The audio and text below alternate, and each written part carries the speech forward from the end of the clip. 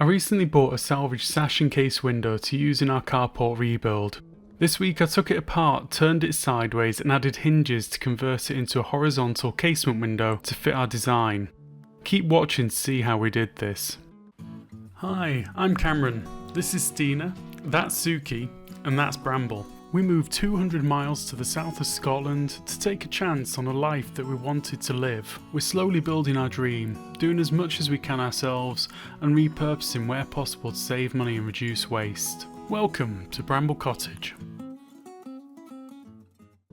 Last week, having finally repaired our broken down car, I headed back to Carlisle to pick up some bits we'd seen on our first visit to some salvage sites in the area. First up, I collected some moth-eaten doors. We plan to try and join these up into a 3-part barn door in a future video. After picking up the doors, I headed to the rebuild site where I'd seen a sash and case window that would be perfect for the side of our carport, if we turn it sideways. Now just to get this lot home. Oh my lord.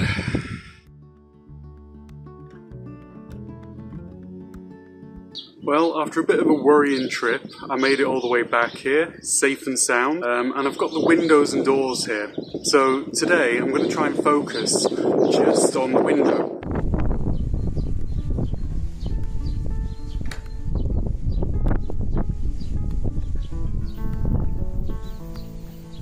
Right, this week we're going to be working on the sash window that we bought last week at Rebuild Carlisle.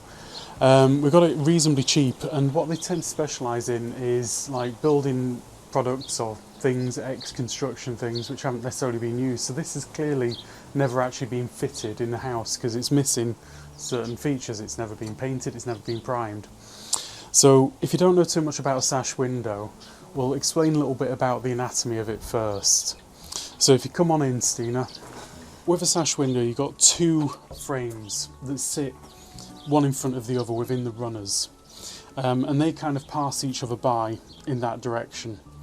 Usually you'd have weights to counterweight the actual frames themselves, so you'd have a rope coming up and going through the side and down and hanging on a counterweight. Well, I'll film it from this side because then there's a bit more light, so there's a cavity there. So yeah, the cavity on here would have a weight in there to actually counterbalance the weight of the window. So and it could be a hole coming through here with the rope. Yeah, so it'd be easy to take up and down and it'd hold in position wherever you put it. So there's 2 tracks, 1 window pane in each track, and that means they've got a big overlap in the middle. Yeah. Ooh. And that's what happens if you don't have the weights in the cavities. So this one has got a couple of extra like knobbles built in at the bottom, and this would be to make sure that you don't open the window too far or open the bottom one all the way to the top. It also gives space for the counterweights. Another feature with this one as well is that it's got a bit of a camber. So I suppose one thing to say here is that this is the outside of the window, as it would be. So the rain would hit the top pane on the outside and very little would hit the under pane. But where it does, then there's a slope to let it drain away. It's cut at a bit of an angle. I think that kind of just about shows. Yeah. So it's not quite square, and that means actually that shows really well. There's a slope on there, so for using this window differently, there's a few challenges. As we said, this is the outside of the window, but we want to turn the whole thing sideways so we can use it in this side of our carport. And that means that if we keep the outside outwards, then we're going to have this sort of weird asymmetrical thing with the slope on that side and then a straight line on that side. Consequently, we also want to turn it inside out. There we are. And so if we turn this that way, then from the outside of the building we'll have a nice symmetrical thing, and we'll just have a bit of a weird frame on one side on the inside. But then the main challenge with this window is that we'd like to hinge these 2 sets of panes so that they can open outwards, as Cameron is demonstrating. And that means that we need to sort out the overlap. So there are 2 choices there. One is that we remove a part of the frame on one end or the other so that we can make more space for the 2 windows to sit next to each other, or the other is that we reduce the size of the windows so they fit into the existing frame. Personally, I'm more of a fan of reducing the size of the window because the frame's quite solid. There's no reason to go changing that because it would mean getting different wood. And I guess if you open that one again, you can show that there's quite a lot of extra material there. So we're hoping that we can just trim that down. And it needs about 4 centimetres taken off, but also it's got that camber that we showed before, so it will remove that and sort of, square it all up a bit. The other thing is as well, we're going to need to have some kind of sill on the bottom edge there, because this will be the outside edge and we want the water to run away. Yes, so that's a big challenge here, is that we don't want rain collecting in this channel here. So this beading can come out, and that's how these panes will be removed. But they need to go permanently, and then there's a question about whether to remove that beading as well. Actually, I think we have to, don't we?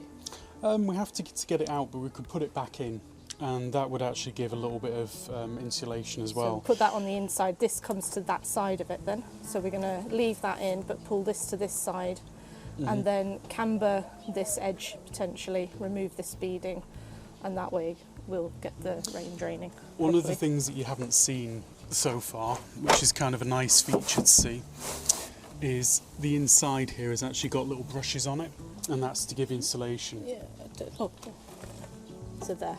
So it's a modern sash window, it's not an old sash window. This really is something that was built as a modern replacement to a sash encased window, I think. The other bonus of turning this sideways like this is the 2 cavities, top and bottom, for the weights. We'll end up providing a really nice sort of space to put into the frame of the wall, so it'll hold it really securely on both sides.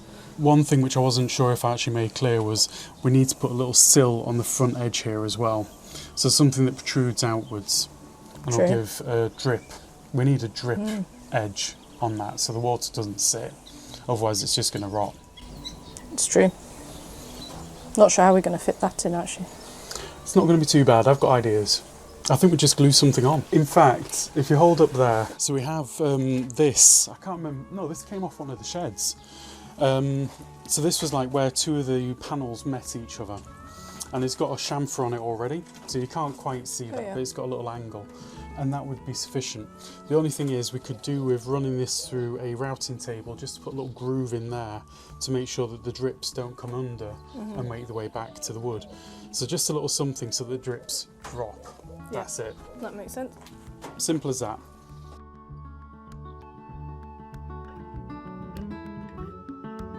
We'll come back to Cameron's progress with the window in a bit.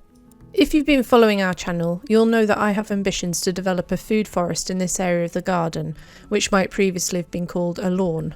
The problem is we have rabbits, so last autumn Cameron made a start on several initiatives to protect various parts of the garden, from fencing to cloches. You can check out what he did in our Rascally Rabbits video. This week, when he had a few moments to spare between other things, Cameron picked up the lawn enclosing project again and set about putting in the last few sections of fencing that we need to have some decent rabbit protection in this area. This garden really is on some amazing loam, the best topsoil of any garden I've ever worked in. It'll be great once we've added more organic matter to make beds. In this section, we're running our fence a little way back from the concrete drive so that the border I've already started to establish will be in the dangerous rabbit zone. But that's okay. That bit will be more of a cottage garden border, as we wanted something attractive and good for pollinators as a welcome in from the track. It'll be a little goodwill buffet for the rabbits too. We have a limited supply of chicken wire, so we're using our best bits for the permanent sections of part buried fencing. Each section is buried approximately 1 foot or 30 centimetres into the ground, and that will leave the above ground section just high enough that rabbits shouldn't be able to jump over, about 60 centimetres. With the fencing in place, Cameron backfilled the trench and then he'll add the fence posts afterwards. For the scale that we're working at, he found this was much easier than what he did previously, which was to hammer in the posts and then try to dig short sections of trench and add fencing around them.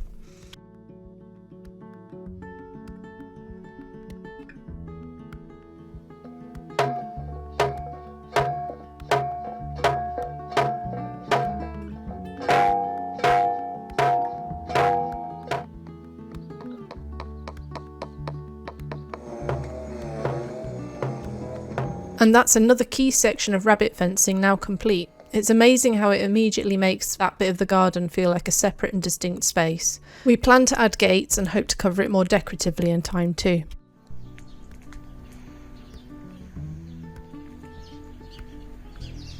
Last autumn, I began defining some beds in this lawn area, laid down some cardboard and covered it with mulch.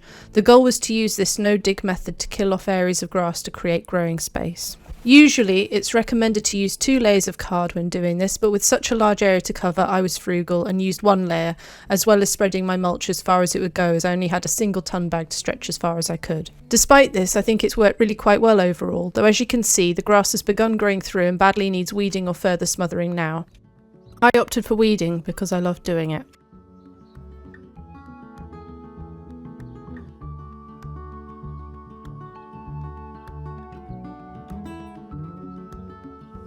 Weeding complete, now I just need more plants.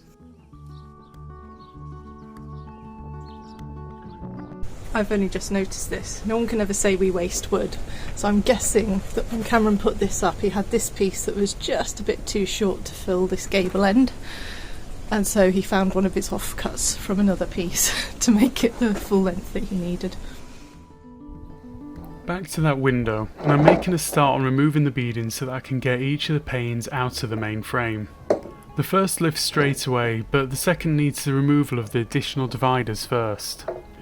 I'll keep those to one side because I'll probably need them again later.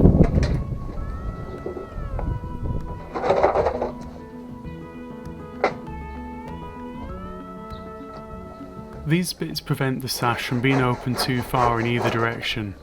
They're attractive, so it's a shame to remove them, but necessary for what we're doing.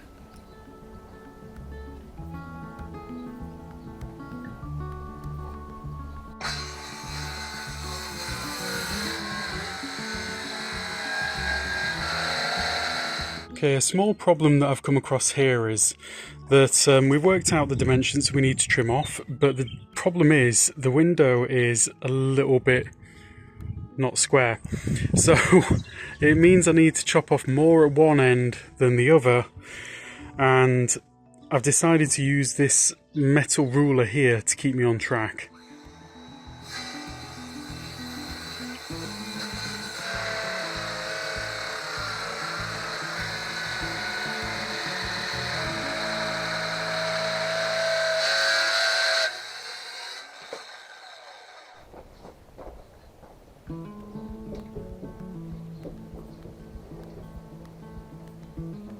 Right, so we need to make a decision here.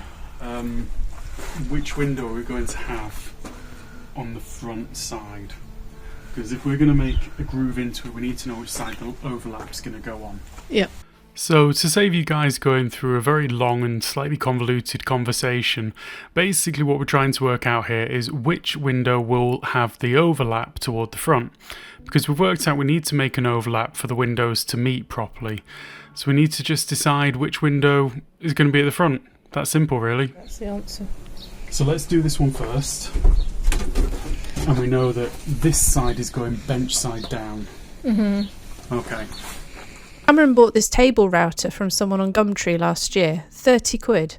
This is the first time we're trying it, and it's very exciting as we've wanted a router for years. Yeah, 30 quid. 30 quid. It's going to be making everything for us from now on, isn't it? I think, yeah, we'll be making all sorts of stuff on top. It's really quite cool, yeah.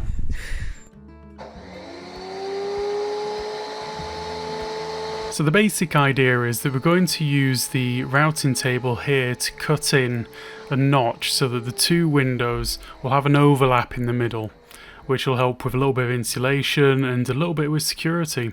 And the routing table is going to make that much easier.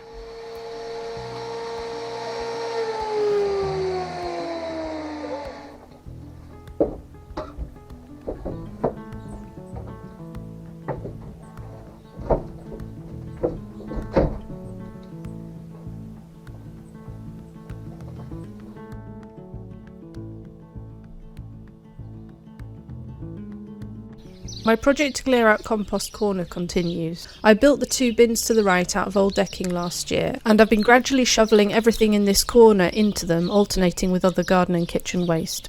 Today I want to extract that last bin in the back and remove yet more litter and plastic that's been buried here by our predecessors.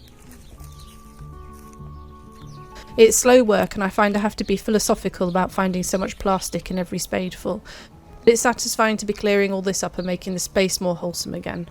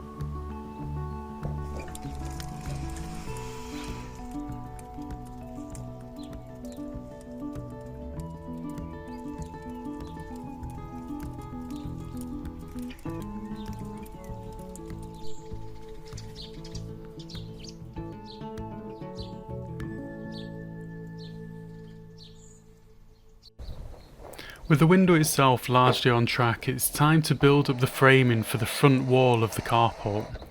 We need 2 strong uprights to fix the window to, but the beam at the bottom seems strong enough to take the weight of those even though it's off the ground. I decided to only loosely fasten the uprights at first, so we could position the window and see how it looks from a distance. We chose to make it a little off-centre at the end to help balance the look of the building as a whole.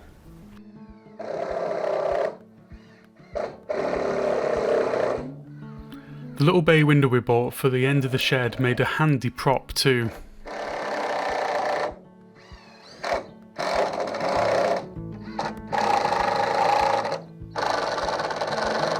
And the window frame is now in.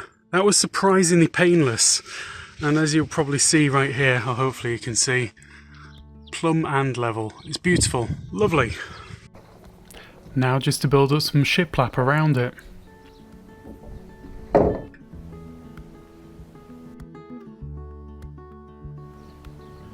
It's a reasonably quick job to build up the shiplap around the window, and then just the tricky bits to sort out the very top.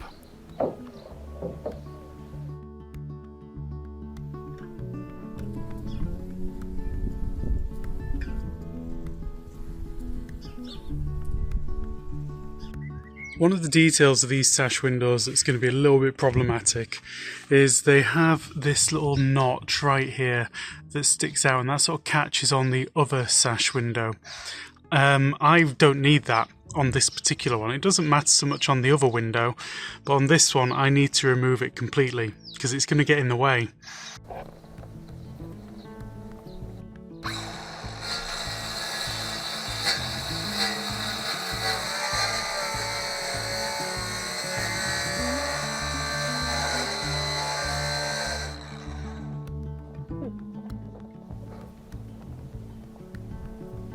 This plane was another find from a farm clearance. It was almost free as part of a job lot. It was a little rusty but super high quality after oiling it up a bit and adjusting the blade. Great to have one at last.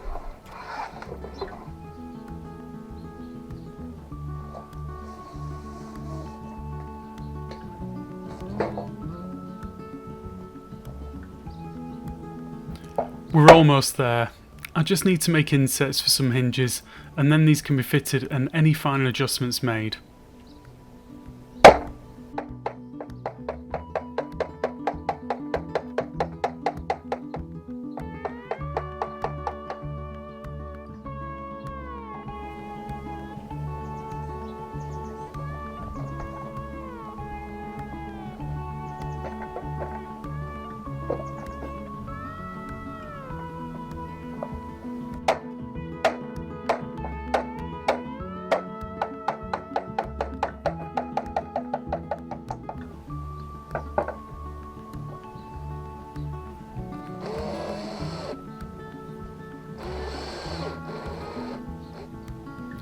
As I mentioned earlier, these windows are not entirely square, possibly slightly warped, and converting them from a sash to this layout meant rotating one of them.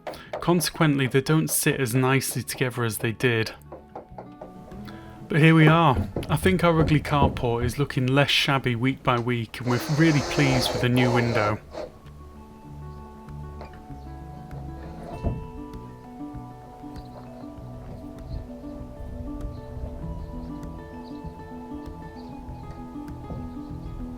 And that is both windows in place now.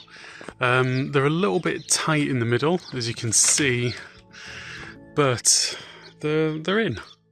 So I need to do a little bit of finishing on that, but what I thought I'd have a go at before I did that was the doors. So I made a little start on the doors, and this is going to be a bit of a stopping point. So a start and a stop. So to actually get the doors in place, I need to take all of this furniture off the doors, the locks, the handles, the everything, the lot. And as you can see around here, I'm a bit stuck. I started to take these ones out and put a little bit of oil on them, try and drill it out a bit further, and they just completely headed. So that is on a complete standstill now until I get some tools to remove the screws that have headed. and unfortunately they've all headed, basically. I can't get this out. So if you don't know, you've got this Euro lock here, and the Euro lock just pushes in and it's held in by this screw. There's no way I can take this out until this is out. And similarly, I could take these off, but it's not going to make a difference because I need to actually affix the doors together down this edge in places. So that's going to be the stopping point. I went online and I found a bolt remover, very, very cheap, second hand. So hopefully that'll be arriving the next day or two, but I think that is going to be a limiter for us. If you've enjoyed this video, you can find the rest of this whole project in our Ugly Carport Makeover playlist. Join us for the next one where we'll likely be tackling those doors.